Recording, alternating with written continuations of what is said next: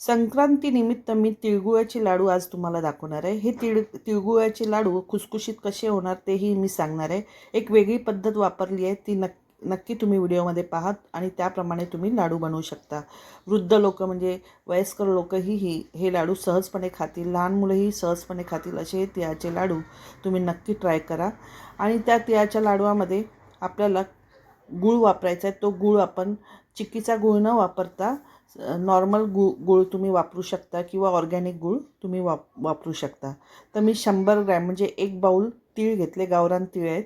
आणि 150 ग्रॅम मी गूळ घेतला आहे. गूळ मी दाबून असं गच्च भरून एक बाऊल घेतलं आहे. आणि शेंगदाणे अर्धी बाऊल घेतलं आहे. आणि सुकं खोबरं डेसिकेटेड कोकोनटची पावडर मी 4-5 टेबलस्पून घेतलं आहे.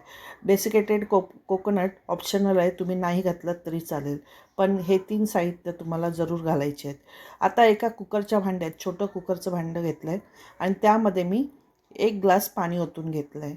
आणि त्याच्यामध्ये आपल्याला मावेल एवढा खोलगट टोप ठेवायचा आहे, जेणेकरून आपलं पाणी त्या गुळामध्ये जाणार नाही. याप्रमाणे आपल्याला भांडं ठेवायचं आहे आणि गूळ आपल्याला ओतून घ्यायचं आहे.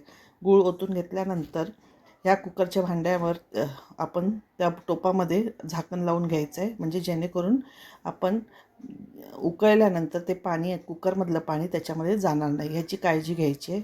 त्यामुळे आपण एक झाकण ठेवणार आहोत आणि कुकरचं भांडं लावून आपण स्लो गॅसवरती 2 शिट्या काढून घेणार आहोत.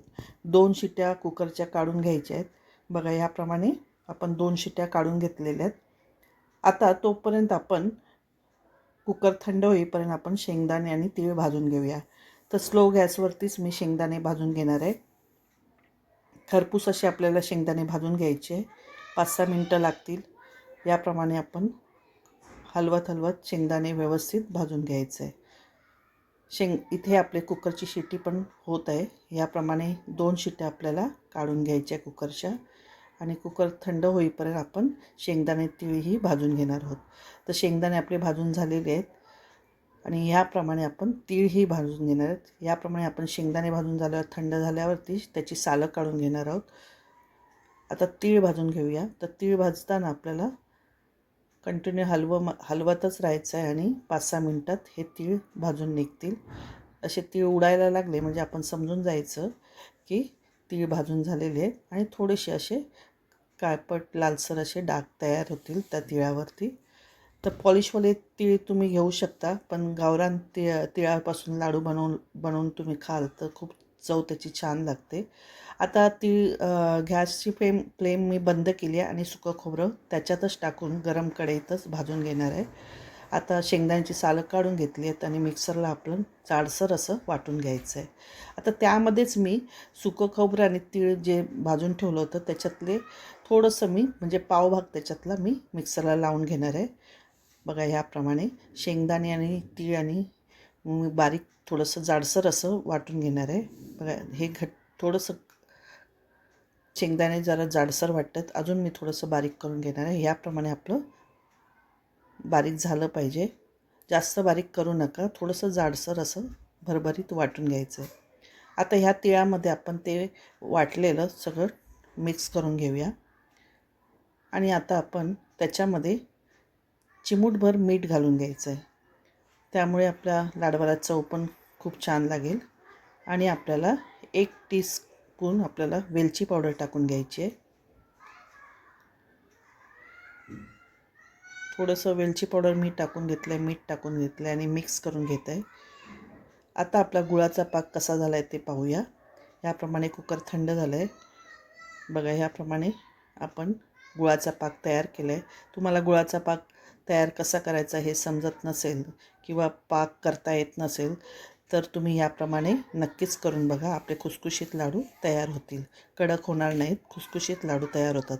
आता याप्रमाणे गूळ आपण पूर्ण मिक्स करून घेतलेलं आहे आणि त्याच्यामध्ये आता आपण तीळ शेंगदाणे घालून घेतलेले आहे. तीळ शेंगदाणे सगळे घालून झाल्यानंतर आपण मिक्स करून घेऊया व्यवस्थित आणि पटकन आपण लाडू वळून घेऊया. त्याआधी आपल्याला 1 टेबलस्पून तूप घालून घ्यायचं आहे, जेणेकरून बघा याप्रमाणे व्यवस्थित आपलं प्रमाण तयार झालेलं आहे. आणि आता आपण लाडू वळून घेणार आहोत.